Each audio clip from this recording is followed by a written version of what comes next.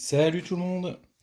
Alors aujourd'hui on va voir quelques objets qu'on a tendance à jeter ou à mettre de côté quand on fait de la détection parce que on sait pas forcément ce que c'est et c'est vrai que ça ressemble pas à grand chose. Alors on va commencer par trois sortes d'objets antiques avec donc celui-ci. Alors je sais pas si vous en avez déjà trouvé dans les champs. Moi, j'en ai même remis, j'en ai jeté parce que je savais absolument pas ce que c'était. Ça ressemble à un truc moderne. Ça ressemble même un peu à du plastique, mais ça sonne super bien. Et en fait, il s'agit de fragments de miroirs gallo-romains. Donc, vous voyez, ils sont hyper lisses, hyper polis. Donc, ben, la prochaine fois que vous les trouverez, ne les jetez pas. En plus, ça peut quand même révéler une occupation très très ancienne de l'endroit où vous vous trouvez, donc c'est quand même extrêmement intéressant. Après, deuxième objet, toujours antique. Hop. Alors là, ça ressemble encore plus à pas grand-chose. C'est ce genre de petits objets-là. Alors celui-ci est particulièrement reconnaissable. Et donc, ces petits trucs-là qu'on pourrait un petit peu facilement jeter à la poubelle ou abandonner au bord du chemin, ce sont des supports de vase toujours antiques, donc des supports de vase gallo-romains qui permettaient de protéger en fait la poterie. Donc c'était fixé sur le bord et en dessous des vases et de la céramique antique. Donc ces tout petits objets-là sont en fait super intéressants. Donc c'est du bronze, hein. Voilà. Troisième objet antique toujours. Alors là, ça c'est vraiment, là ça ressemble vraiment plus à rien du tout. Et donc on a vraiment, on pourrait avoir tendance à les jeter. Ça c'est des, alors ils sont très caractéristiques. Il y a une partie plate et puis une partie ronde, bombée, avec une rainure entre les deux. Et donc là, il s'agit de réparation de vase ou de poterie. En fait, quand il y avait un trou, quand il y avait une fissure, quand il y avait une cassure dans une poterie, on bouchait avec du plomb. Et donc cette partie-là, elle était à l'intérieur de la poterie, et puis là, ici, à l'extérieur.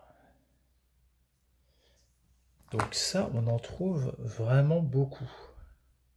Ce qui veut dire que nos ancêtres réparaient, bon, c'était de la deuxième main déjà, quoi, hein, ou du recyclage.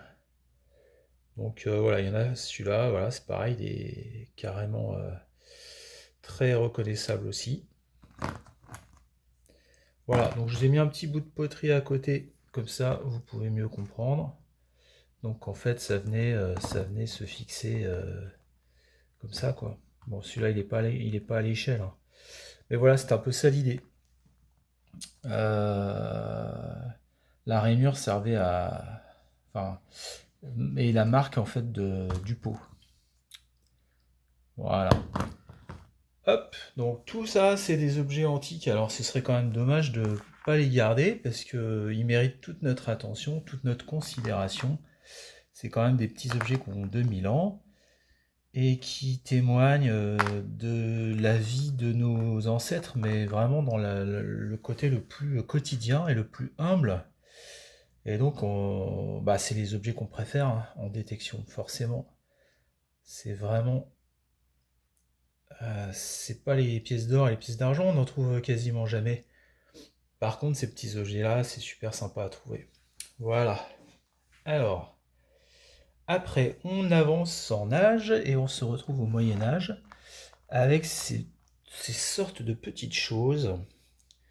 Donc je pense que la plupart d'entre vous savez que ce sont des paillettes médiévales.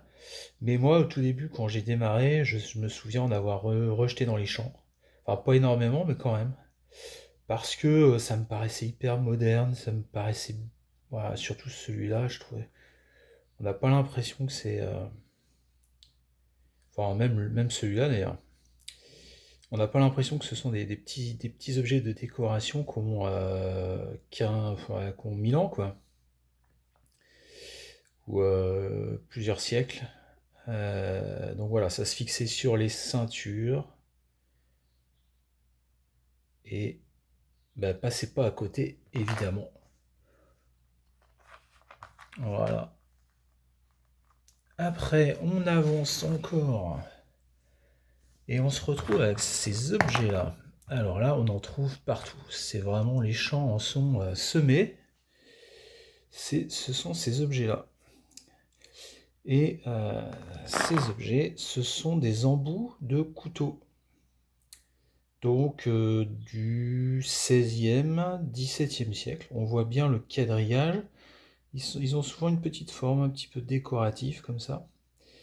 Et on voit ici que la lame était fixée à cet endroit-là. Et alors là, ça a dû se vendre énormément parce qu'on en trouve vraiment beaucoup. Et quand même, c'est des objets qui ont 400 ans. Alors même si, comme ça, à premier abord, c'est pas foufou comme trouvaille, et ben, en fait, ce sont des petits objets très attachants parce que c'est vraiment le couteau de poche du, du français moyen de 1650. Voilà, on en trouve énormément. Et donc, ça sonne très bien au détecteur.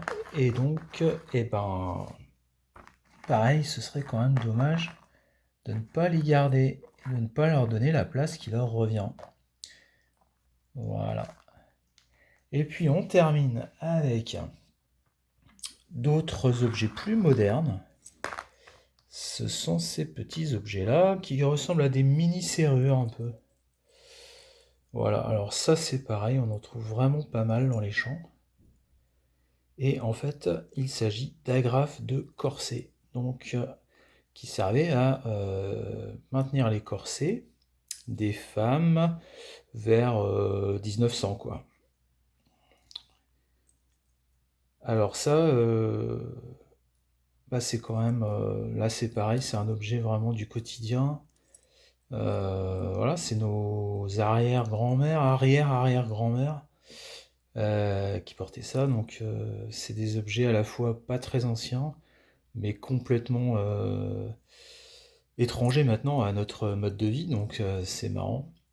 Et ben voilà, il faut les garder aussi parce que c'est la mémoire des lieux, la mémoire des gens qui ont vécu là avant nous. Voilà.